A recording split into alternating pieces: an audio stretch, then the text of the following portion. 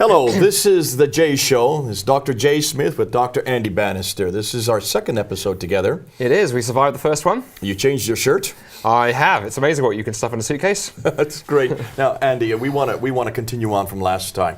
One of the things that we didn't get into is what you have done, where you've come from, a little background, biographical background. And we did ask you why you got interested in Islamic, and you did talk about that. But give us a little bit more background. What is it you have done? You've written a number of books, haven't you? You've also belonged to some institutions. Could you just kind of give us, so the crowd can know a little bit of who this Andy Bannister is? Yeah, so I've got a sort of variegated career. I mean, I actually came out of computer science years ago. It was one of my first interests, messing around with computers, and then ended up doing youth work for a while, and actually then through Speaker's Corner. And what I encountered there, then sort of ended up sort of reorientating into theology and then into Islamic studies. I've written 2 books. One we're going to talk about, which we're going to put up on the screen. So what's the first one? So the first book I wrote, and this is the one we're going to probably talk about the most on this show, is called An Oral Formulaic Study of the Quran. Always good to have an impressive sounding title on the front because that sells books.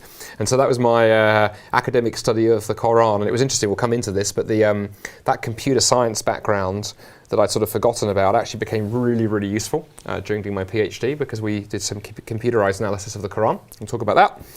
And then about 2 years ago, my other interest, along with engaging Muslims, is philosophy and especially atheism, and as well as Islam being all over our newspapers. So we'll show this very red-looking book. It's a very red-looking book called The Atheist Who Didn't Exist, and it's an attempt really to combine comedy and philosophy. And really what I did is I was beginning to get quite annoyed with some of the kind of media-savvy atheists we see out there. People like Richard Dawkins, Christopher Hitchens, whose arguments are terrible, but whose faces were everywhere. And I thought somebody needs to write a book to take these guys on a little bit of their own game. So it was an attempt to kind of use humour to sort of show just how much was really, really wrong with many of their arguments. And that was done really, really well. It sold well into 5 figures. Yeah, and you and your family moved. We have. So we were in listeners will tell by the accent, I'm a Londoner, actually born and raised across the river in South London. And then I was in Oxford. Then we moved in 2010 to Canada, and I was in Toronto for 6 years, and we came back last summer, and we now live up in Scotland. And I kind of wear 3 hats actually. As my academic hat, I'm an adjunct research fellow at a place called Melbourne School of Theology. That's my alma mater. Your alma mater down there in Australia, and that's practicing terrible accents. All of my accents are terrible. All the Australians are cringing at that. Yeah, they're writing in right now, but it'll keep their minds off losing at cricket, right? And so there's that. I also... You're losing your audience, you know. I am Be careful losing of the jokes you give. Well, I don't know where this goes. And people watching on the Indian subcontinent, great cricket fans out there. It's only you Americans who think that baseball is something. And then I also work a third of my time for an organisation called RZIM, or Ravi Zacharias International. And that's what you were doing in Canada. I was doing that in Canada, and that's really. You were in charge, weren't you? I was leading the Canadian outfit, and so that's really an responsibility.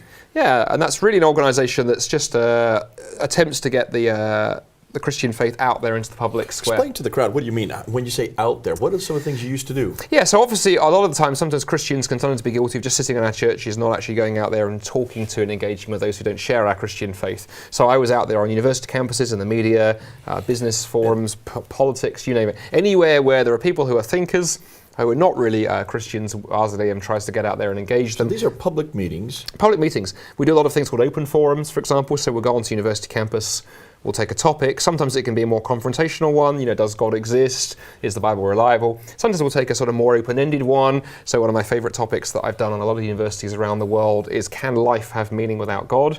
And sometimes I'll do a talk, or sometimes I'll do a dialogue or a debate with an atheist. And we often get hundreds of people coming out and hearing those. Really to encourage you to think and think about this question as Jay and I proceed. The most important thing is whether the things you believe are true. If you're a Muslim watching this, you know, either Islam is true or it's false. It doesn't matter what your parents believe, what your culture believes, how you were raised. If Islam is true, you should believe it.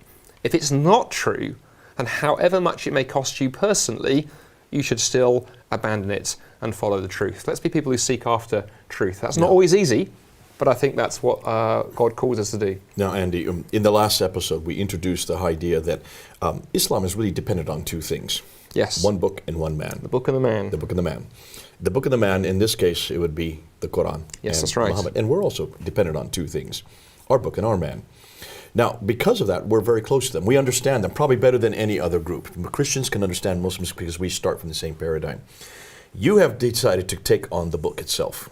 And this is something that you did for your doctoral thesis. That's right. This is what you have in the book that you've just introduced. And this is what we now want to move over to. If every Muslim is dependent on these two things. Now remember, for Muslims, this is much more important than it is even for us as Christians, because though we have a book in the man, we also have a relationship with Jesus Christ, a personal relationship that Islam doesn't have. That's correct. So if you confront the book and their man, the Quran and Muhammad, you're confronting their whole foundation.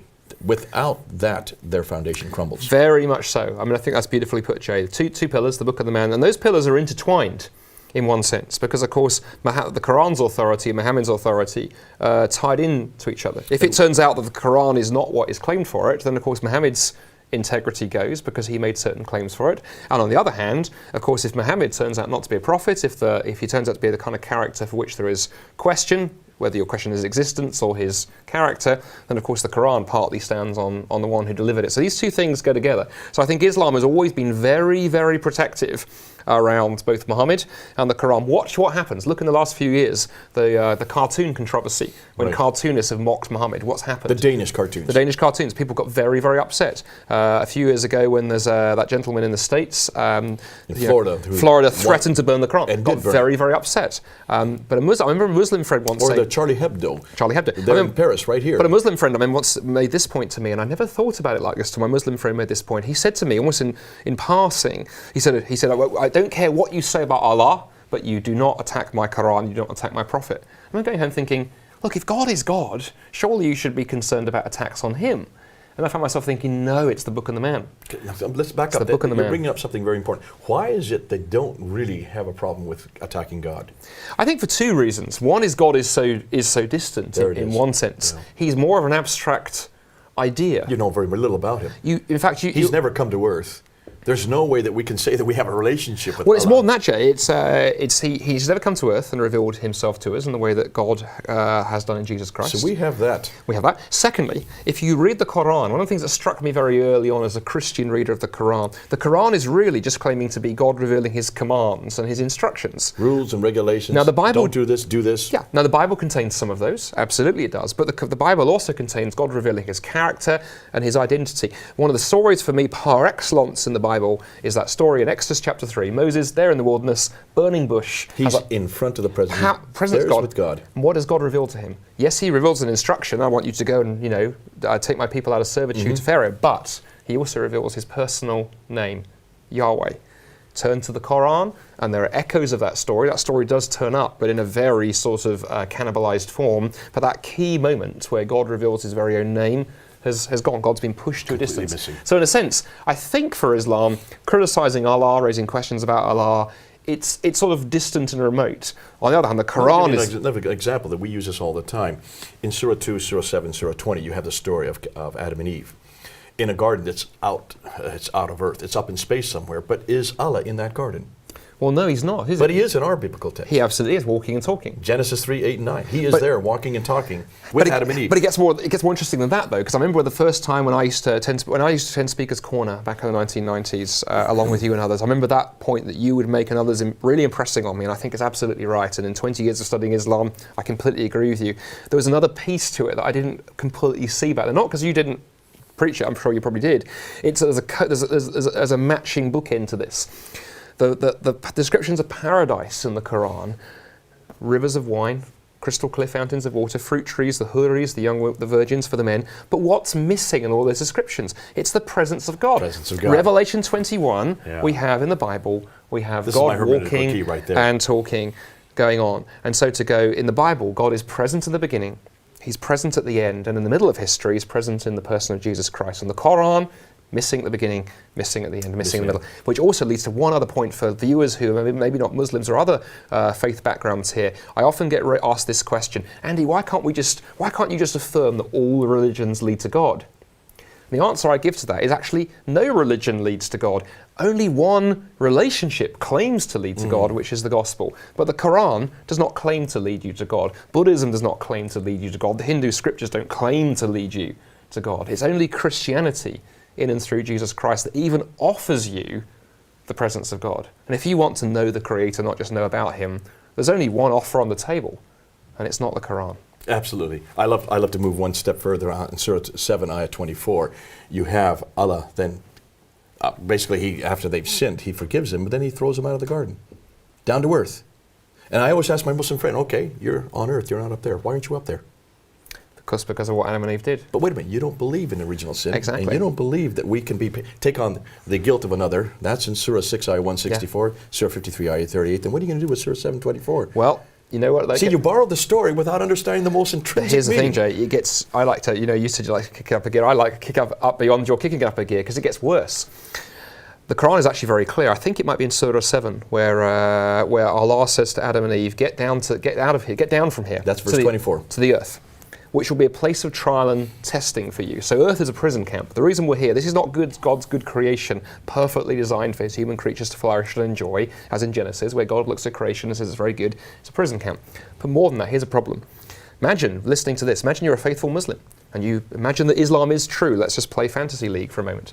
And you obey the commandments, you get to the day of judgment, and Allah smiles at you and says, come into paradise, my good and faithful servant. And it's wonderful. The rivers of wine, the fruit trees, the crystal fountains, the huris, if you're a man, great stuff. Then on day 3 in paradise, you do something stupid. You sin, you say a bad word, you do something you shouldn't. What's going to happen?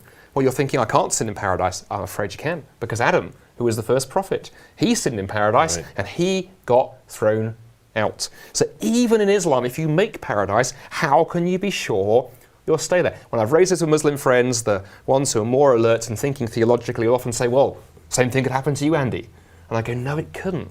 Because in Islam and Christianity, we have something that's not often talked about enough, Jay, in these conversations.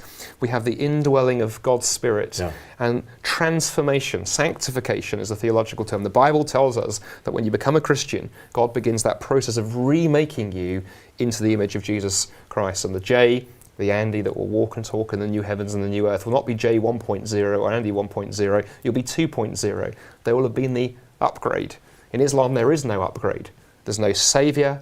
There's no forgiveness for sin, there's no transformation. And the problem of sin remains. It remains down here, and in Islam it remains up there as well.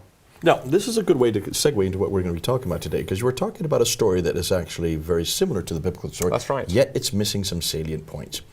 In the case of the biblical story, we know that Adam and Eve are on earth. We know that God comes down our direction and enters time and space and is walking and talking to Kuday on earth. So from the very beginning, our God has that relationship. But what's interesting is there are enough parts of that story that we can recognize. Oh, we know who Adama and Awa are, and there are many of these stories right through the Quran, aren't there? Quite a few of these stories. There are. We talked about in the last episode. We did. Unpack that a bit. Why are these stories there, and where do they come from? Well, and what have you noticed that's different? Because people have noticed this for 1,400 years. We've known, or 1,300 years, as we're now saying.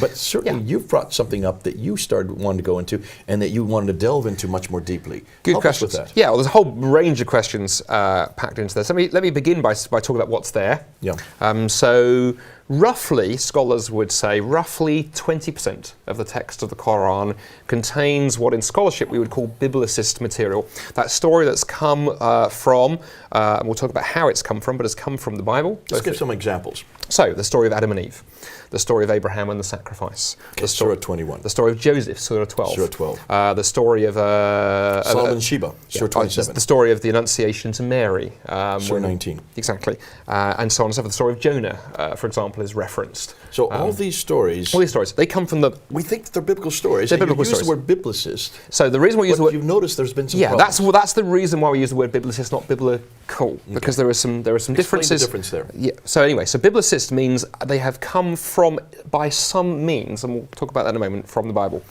Included in that, we would also. I hope you're all following it. Not biblical, but biblicist. And the reason being biblical is clearly, and again, I want to not preempt where we're going to go in a moment.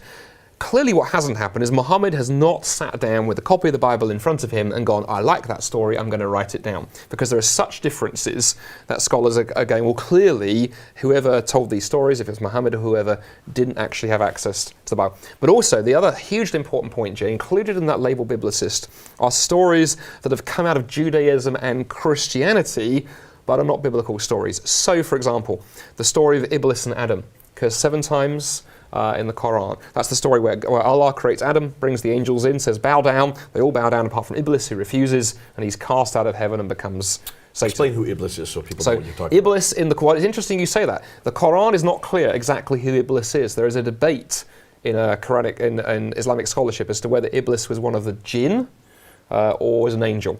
Because the argument for him being an angel is Allah calls the angels to come in and bow down, and Iblis comes with them. Those who think he's a jinn, it's because his refusal to bow, he turns to Allah and says, why should I bow to Adam? Could not do this. You made him out of clay, you made me out of fire. And the Quran seems to imply the jinn are made out of fire. Anyway, but Iblis goes on to become Satan. The fascinating thing about that story, that's a Jewish fairy tale. It's a Jewish myth. It's not there in the Old Testament. We know the Jewish community began telling it sometime around about 200 BC, something like that is when it first crops up. So it predates the Quran. And the rabbis knew it wasn't a biblical story. It was never claimed to be. It was the kind of story you told to, amuse the children, to entertain people. It was an entertaining story. These are apocryphal writings. Yeah, and we also have the same coming from the Bible. So we have the Christian tradition. So we have stories like Jesus bringing clay birds to life. Blowing on them when they're flying to there. That's Surah 3, Ayah 49. That comes from, or stories like the infant Jesus talking in the Surah 3, Ayah cradle. 46. This is great. You're a walking concordance. I'm just going to help you out on these because these are things that people might want to check you up on. They might say, hold on, exactly. Andy's just making now this those up. stories. Those are in the Quran. Those stories come from things like the infancy gospel of Thomas, the infancy gospel of James. They date from the 200s, so 200 what years. are these infancy gospels? So basically, what happens in Christianity, similar to Judaism, but once Christianity gets going, and we get into the 200s and 300s, Christians began, as well as passing on the scriptures and preaching the scriptures, began also telling sort of edifying stories. They're sermon illustrations, fairy tales, stories to entertain the children.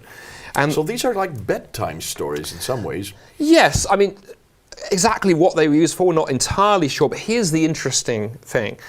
I think you can mount a very strong case that the Christians who are using these, the Jews who are using these, they knew these weren't scripture. They made a big difference between. Let me give you a very good example why. One of my first bits of scholarship was looking at a document called the Arabic Gospel of the Infancy. Dates from the late 400s, early 500s, and it collects some of these earlier stories and retells them. Some people think it's influenced the Quran in a couple of places. Here's what's fascinating. When the author of the Arabic Gospel of the Infancy quotes those apocryphal books, he does so very loosely. He paraphrases. He doesn't bother quoting word for word. When he quotes the canonical Gospels, when he quotes the Bible, he is word for word the same. And scholars, I think, would say that's because he knows he's handling Scripture, and you handle Scripture differently. In the same way that if you told me a story about you and your kids that happened a few weeks ago, you're not going to worry about making sure it's exactly word for word. If you quote me a Bible verse, you will. Let's back up a bit. We do know that Jerusalem was destroyed in 70 AD. That's correct. And we do know that the Jews were thrown out of Jerusalem. Many of them went out into the diaspora. Arabia. So they went to Arabia, they went to a places. place like Ctesiphon, which is what today Baghdad. So we had Jewish communities there, you're absolutely right. But they took their scriptures, rolled up in scrolls, and they treasured them. But as they went out, we do know that they came across other stories. They came across other traditions. That's right, we came across other traditions. Now, at the same time as well, that's interesting to think about Arabia for a moment. We know a couple of other quite interesting things about Arabia. There were also Christian groups there, particularly heterodox, unorthodox and why were they there? For very good reasons. If you picture a map, up to the north and the west of Arabia. We can show a map right here. We'll put a map up here right now. Isn't it amazing that technology you have? That's it. It's terrific. I can only do this because I'm not the one that's going to do it. It's our men. And what viewers at home may not know is Jay is actually 94 years old, but using digital technology. Look at this. We can make him look like an 80-year-old man. If you believe that, you're not going to believe anything else he says. So anyway, so up to the north and west of Arabia. I am older than you, but not that old. Up to the north and west of Arabia, you have the Byzantine Empire, Christian Empire. They took a pretty robust approach to heretics in that they persecuted them quite extensively. And threw them out. So a lot of those. They throw them to? Well, a lot of those groups went into Arabia. So these Arabs are hearing these stories. Yep. You also have, of course, over to the north and the east, you have the Zoroastrians, the Persians up there, so those stories are floating in, and you have sort of native Arabian religious groups as well. So what scholars will say is that the Arabia into which Muhammad is born in 570 AD, if the Muslim histories are to be believed, is a religiously pluralistic. It's a melting pot. In fact, we see that in Islamic histories. Think about the Kaaba. Of all the people who've been thrown out, you might say, but they're all there. And of course, in one sense, that's not controversial. Many Muslims may be aware, but if not, you can read the text there in the biographies. We read that when Muhammad was a young man, the Kaaba, that great cube-shaped building in Mecca towards which Muslims pray today, according to tradition, there in the Kaaba, how many idols were in the Kaaba? 365. But we're going to dispel this in another talk. We are indeed. So let's not go there. Do you know what he says according to what the traditions say? Exactly. That's now, what do you mean by that? So what we're talking here is we're talking about what the things like the Hadith and the Sirah and those early Muslim sources tell us. We have a religious melting pot. But something 200 to 300 years later. Something else is going on as well, though. Arabia is also an illiterate culture. Writing hasn't really taken place. Writing is beginning to develop, but largely it's an illiterate culture. So, for example, what is it that we know of in scholarship and in historical studies from before Islam? Well, Arabia, of course, is famous for the oral poetry of the Bedouins. It's an oral poetry. They didn't write it down. They didn't have access to writing. The Bible, for example. There is an oral tradition that exists. There is an oral tradition that exists. And also, we don't know, for example, the suspended poems, the mu'allaqat. Those kind of things. Well known. These predate Islam, and these are oral creations. Well known at that time. The Bible's not available, as far as we know, in scholarship in Arabic. Why is that? At the time, again, because you're dealing with an oral culture. Okay, look, stop right there. Do we know when the Bible was finally translated into Arabic? Remind me of the date. You're the walking encyclopedia. Well, actually, no. We were just finding out now that the earliest biblical text, the earliest New Testament text, is the Codex Sinaiticus 151, which was found in Mount Sinai, where the Sinaiticus is found. They've just now found and looked at it, and they find they're dating this to 687. So there you go. So the late 7th century, long after Muhammad's death, we have the earliest text of the New Testament that has been translated into Arabic. I just want to put one other thing just for people to hear this. Do you know what the name of Jesus is in that? I'm going to guess Isa. Nope. No. Yeshua. Yeshua. Interesting. Stop and think. Yes. Why is it that the Christians were still using Yeshua as late as 687? Yet the Quran supposedly had Isa prior to that, in what we're talking about, a good 30 years earlier than that. Interesting, eh? Okay, well, that's not. That's another thing. We're going to do this in the manuscript evidence. But now let's come back to this. So what you've got this great oral melting pot, oral culture before writing, ideas floating around. Now, what's very, very, very interesting?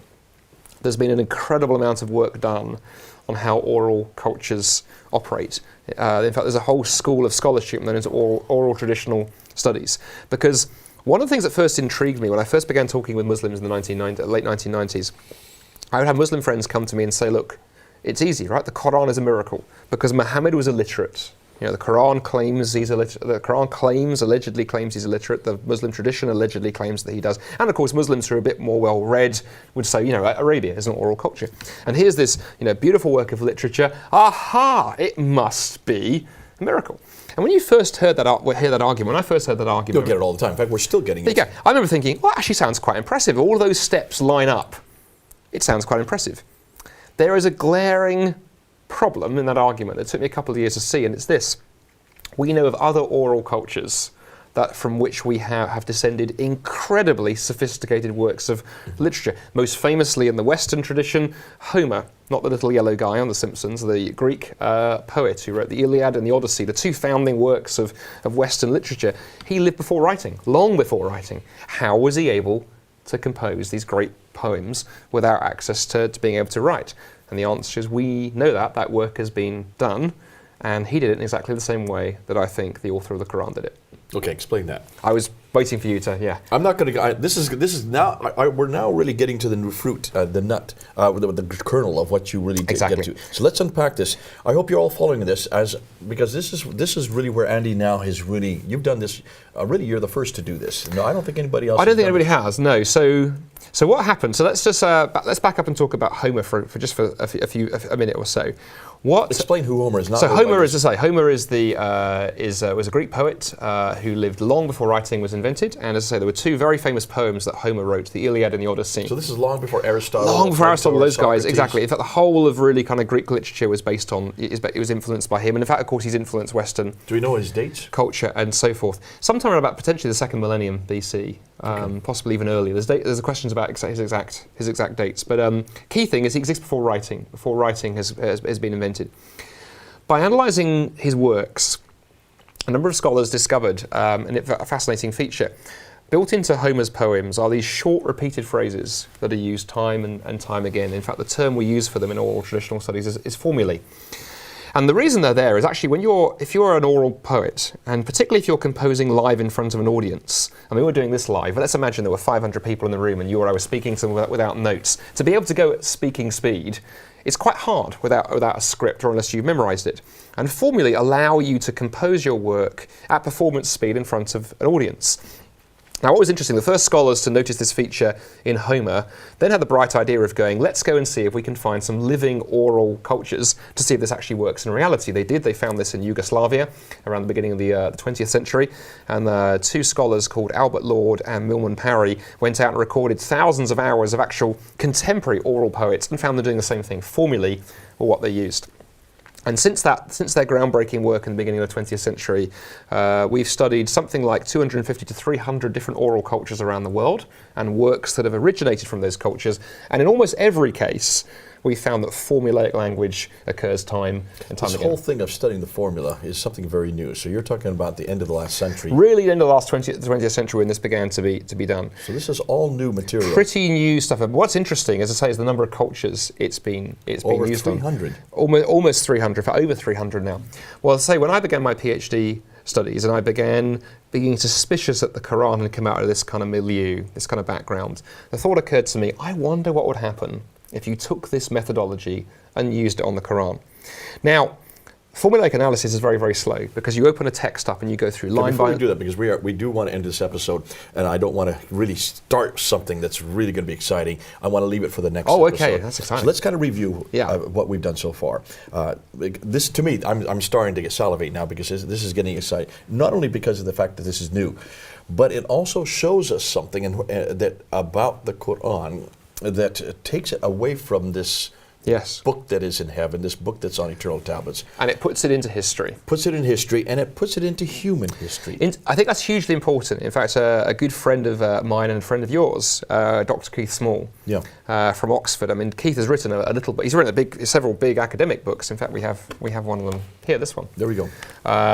He's written a little book called Holy Books Have a History, and it's a very clever title. Because I think sometimes Muslims can end up assuming, the Quran dropped directly from heaven. But to actually, the more you study it, and particularly study it using some of the methodology I'm talking about, you put it back into history.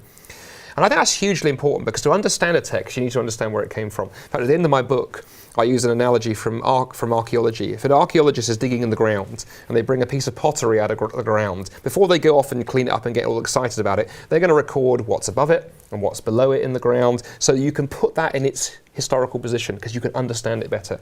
And one of my problems with the Quran, Muslims, I think well-meaning to, because they believe what they've been told, have ripped the Quran out of history. And in so doing, something has been lost. And some contemporary scholarship, I think, has made them the same mistake. My argument is, put it back in history. It looks like an oral document. We'll go into more why in the next episode. And you do know that orality existed at that time. There were lots of oral traditions. There certainly this had not really been written down. We do know that before Muhammad, that you have oral culture, certainly in the Arabic world. Well, you have it in the Arabic world. You have, as I say, the oral Arabic poets before Muhammad. And then here's what gets very interesting, Jay. Immediately after Muhammad, we know that a lot of early Islam was spread and developed by oral preachers, the qusas. They turn up on the pages of the... These are storytellers. Storytellers. They turn up on the pages of the hadith and the biographies. And in fact, what's interesting is about 100 or 200 years after Muhammad, as Islam is becoming more of a literary culture, then there's an attempt by the authorities to clamp down on them, and you can find this in the historical So you have record. orality before Muhammad, you have orality after Muhammad. We're going to then pick up the next episode. We're going to look at that, and we're going to show how the Quran fits right in. So you're putting it in history. You're also showing that this. But you're going to show us an awful lot of just how oral it is. Very, very oral. How many formulas are. That's going to be in the next subject. And human fingerprints all over it is what we're going to show. Thanks so much, Andy. It's been good to have you here. This is something that you've not heard before. This is new. It's going to disturb some of you Muslims because what Andy is doing, he's taking it away from this traditional view, this orthodox view, that the Quran is above criticism, that it has always existed. It's this uncreated tablet in heaven that was sent down piecemeal over a period of 22 years to this man named Muhammad. He's going to show you that actually it's much, much more sophisticated than that. It's much more intrinsic than that. It has very little to do with God, and it has everything to do with man. Well, this is Jay and Andy, the two paradox right here in London. Over and out.